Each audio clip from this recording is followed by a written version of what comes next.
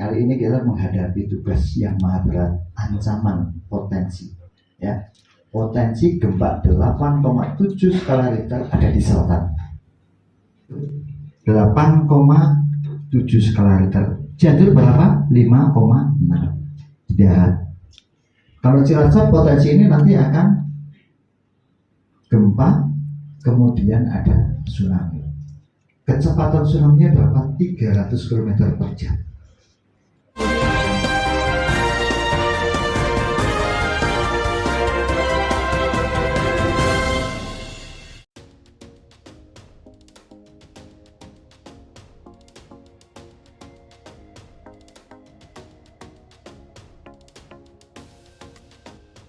Jaringan Informasi Publik Cilacap bekerjasama dengan Lembaga Pemuda Merah Putih, Forum Kerukunan Umat Beragama, dan pemerintah Kabupaten Dinas Penanggulangan Bencana Daerah mengadakan sebuah acara seminar kebangsaan dan persatuan untuk menghadapi bencana alam yang kemungkinan terjadi di Kabupaten Cilacap.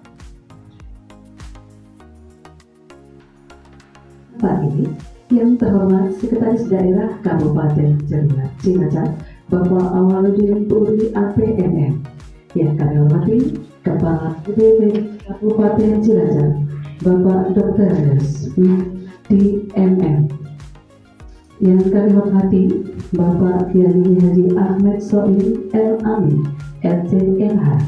Yang kami hormati tamu undangan serta seluruh peserta seminar Persatuan dan Kesatuan Bangsa dalam penanganan bencana alam di Kabupaten Cilacap. Yang kami hormati Bapak Ferry Irawan, Ketua Panitia beserta tim Panitia Penyelenggara. Alhamdulillah, puji syukur atas rahmat Tuhan Yang Maha Kuasa sehingga kita diberi kesehatan dapat bersilaturahmi pagi ini. Pembicara dalam seminar ini diantaranya Sekda Cilacap Awaludin Muri APMM, Kepala BPBD Cilacap Dr. Andes Wijonardi MM, Ustadz Kiai Haji Ahmed Soim El-Amin LCMH alias Gus Soim. Allah Subhanahu wa Ta'ala lawan, amin ya rabbal alamin.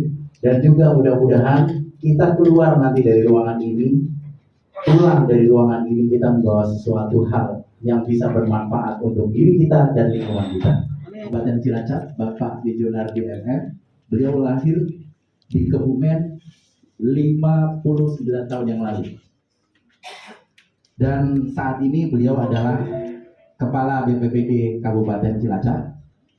Dan pembicara kita yang kedua adalah Kiai Haji Soim El-Amin LCMH. Kepada beliau Gus Soim, ya, ini Gus Soim, panggilan akrabnya. Ya. Waalaikumsalam warahmatullahi wabarakatuh. Gus Soim ini lahir di Cilacap 2 Mei 1982. Jadi ulama muda ini Gus Soim, termasuk salah satu tokoh intelektual muda dan agamawan muda, dan beliau ini adalah Ketua Forum Kerukunan Umat Beragama Kabupaten Cilacap. Alamatnya di Jalan Kebon Jeruk, Kesugihan Kidul, Kesugihan Cilacap, atau tepatnya di Pondok Pesantren Al-Ihya Ulumuddin Kesugihan. Kita upload dulu untuk kedua pembicara biar kita semakin hangat. Nah, tapi untuk kejadian bencana. Baiklah Bapak Ibu sekalian, hari ini kita alhamdulillah banyak di awal tadi berdoa, kita diberi kesehatan, diberi kenikmatan. Ya, hari ini kita bisa berkumpul. Aja lah. Lagi atau dokter biasa ibu pulang kalau melakukan gitu. Ya, ingat ya Ibu, Bapak Ibu sekalian, ketika bencana di rumah jangan ingat ya. Ya. Terus kemarin terakhir ini, yang sekarang mesti berjalan. Bencana di mana? Cianjur, gitu kan. Ada yang ingin seperti itu? Enggak. Oke, kalau enggak kita bulatkan tekad kita bersama-sama. Mari kita lihat apa yang terjadi di Cianjur dan di Lumajang. Ngacungnya salah. Lumajang, Cianjur. Hah? Pak kita di malam banjir bandang. Ya, banjir bandang. Ya. Ya. Tapi hebatnya orang sekarang itu lagi kebanjiran shopping gitu loh. Ya, hebatnya orang sekarang. Jadi bukan makan tindakan yang strategis, tetapi dia lebih untuk selfie video. Nah, ya, hebat. Nah, luar biasa. Ada masyarakat kita lebih suka ada bencana supaya bisa selfie. Ya. Ya. Apa yang terjadi di sana? Yang terakhir kita coba pantau Cianjur itu banyak logistik yang nggak terdistribusikan. Kenapa? Saya mantan kakak Kesbang ketemu dengan teman-teman ini Mas Gali. Ini beliau-beliau ini dari Bansar, kemudian dari KUB, dari GMBI, Muda Pancasila. Ini dulu saya kakak Kesbang hampir setiap hari kita kumpul-kumpul. Ya, ini mau tak tarik ke BBBD. Kalau dulu kita dalam rangka menghadapi apa ya waktu itu? Radikalisme, kemudian kita bentuk Desa Pancasila. Kali ini kita menghadapi tugas yang maha berat, ancaman potensi. Ya, potensi gempa 8,7 skala Richter ada di selatan. Di belakang keratonnya Ratu Kidul. Ratu Kidul itu nanya, belakang Ratu Kidul itu 8,7 skala Richter. Cianjur berapa? 5,6 di darat. Kalau Cilacap potensi ini nanti akan gempa, kemudian ada tsunami. Kecepatan tsunami-nya berapa? 300 km per jam. Kita cuma punya golden time 20 menit pertama. Jika Bapak Ibu merasakan ada gempa selama 20 detik. Ingat, 20 detik, gempa 20 detik. Dan itu kekuatannya 8 itu bisa dilihat. Kalau 5,6 itu lampu mulai mubeng. Kalau 4,2 lampu mulai bergoyang. Ya, itu jangan nggak usah tanya tsunami apa tidak. Wis pokoknya yang di pantai itu begitu 20 detik gempanya langsung aja lari menuju ke zona hijau. Zona hijau.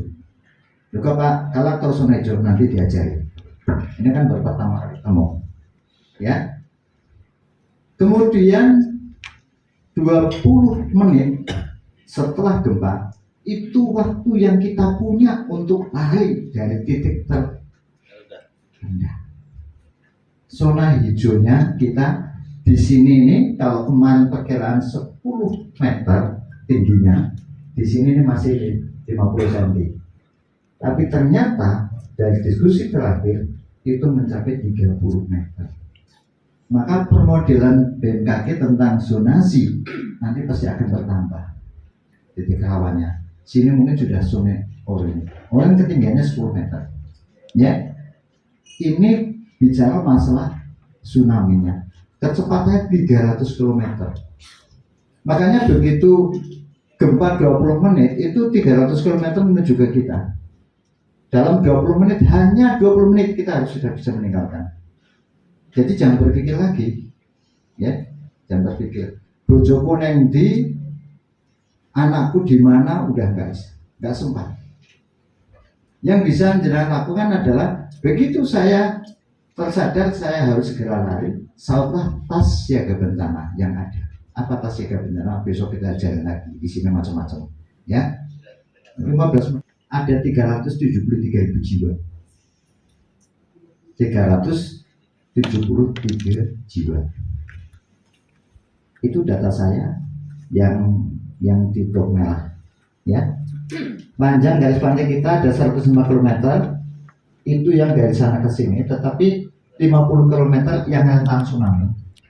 Dan itu ada 50 desa dan kelurahan, 10 kelurahan. Dihuni oleh 370.000 jiwa. Ini mati ya. Dari hasil simulasi terakhir yang kita lakukan bersama dengan NU Peduli di Balangwetan dan dalam rangka Hari PRT yang berhasil selamat mencapai zona hijau hanya 10. Artinya dari 370.000 jiwa itu 10%-nya, berarti sekitar 73 ribuan ya. Itu wassalamualaikum warahmatullahi wabarakatuh. Saya punya kantong merah cuma 400 loh, itu aja COVID. Terus yang sisanya berapa? Katakan sekarang 10%-nya lagi, itu orang yang terluka. Berarti yang masih hidup berapa? Sekitar 60%. Apa yang Bapak Ibu bayangkan? terhadap 10% meninggal, 10% yang terluka, 60% yang kemudian hidup. Apa yang bisa dibayangkan? Kekacauan apa yang akan terjadi?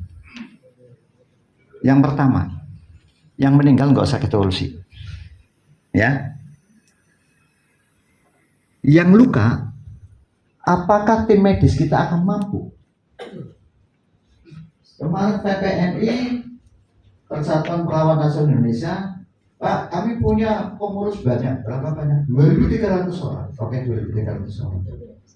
Medis kita berapa? Sekian orang. Rumah sakit Cianjur, 3 rumah sakit hancur berantakan. Ya, hancur berantakan. Sekarang jangan punya 2.300. Untuk mengurus 300.000 orang itu bagaimana caranya? 10% kira-kira gimana? Kolap nggak kira-kira medis kita? Kolap kan? Artinya data menunjukkan bahwa orang meninggal pada saat kejadian bencana dan pasca bencana itu lebih banyak pada saat pasca bencana, karena mereka yang terluka tidak tertangani dengan baik. Jadi tambahnya korban itu ya kan tidak tertangani dengan baik. Oleh karena itu saya minta Anda masuk di dalam klaster kesehatan, ya, klaster kesehatan. Yang kedua, kenapa kok yang meninggal nggak bisa diurusi? Nggak akan orang meninggal pada saat begitu kemudian ditinggal begitu aja, nggak. Orang kecelakaan di jalan aja malah pada foto, pada selfie. Jadi mesti ada yang ngurus, benar nggak? Karena karakter orang sekarang. Malah di bencana jadi wisata bencana kok. Jadi pasti ada yang ngurus. Tetapi sekarang orang yang selamat sehat, hari ini pagi kejadian jam 11 bis kamu. Kenapa? Tekanan mental, kelelahan, kepanikan, otaknya ngeri. Ini padahal ini yang terpenting. Maka kalau kemarin di Cianjur saja kok kemudian sudah mulai ada pembegalan terhadap distribusi logistik, ya maklum, karena memang situasinya. Akhirnya terjadilah menjadi kasus catatan kriminal, jadi pidana. Kan kasihan, karena emosi, ya, karena emosi. Nah ini beberapa persoalan Bapak Ibu sekalian harus benar bayangkan. Kita ini di Cilacap nggak ingin itu terjadi, ya. Bapak Ibu di gedung ini yakin kalau gedung ini sama. Tadi ada nggak prosedur safety-nya yang disampaikan? Bapak Ibu selamat datang di gedung Asana. Gedung ini dibangun dengan kekuatan hanya skala 5,6. Kalau nanti gempanya 8, kita selamat jalan, gitu ya. Oleh karena itu prosedur keselamatan di setiap tempat ini harus ada standar keselamatan. Maka pembangunan gedung kayak gini harus memenuhi standar keamanan. Ini yang kadang-kadang saya jadi jublek. Oleh yang jauh, Pak Haji. Saya nggak ada proyek Bapak itu asal-asalan. Ya. Udah tahu bahwa di situ tuh nggak boleh dibangun, dia direncanakan aja. Daerah resapan dia dibangun saja. Saya ingin punya proyek. Mari kita khususnya warga Cilacap senantiasa waspada dan siaga serta menguasai cara mitigasi bencana atau cara menghadapi bencana terutama gempa dan tsunami dan berdoa kepada Allah semoga hal itu tidak terjadi. Amin amin ya robbal alamin.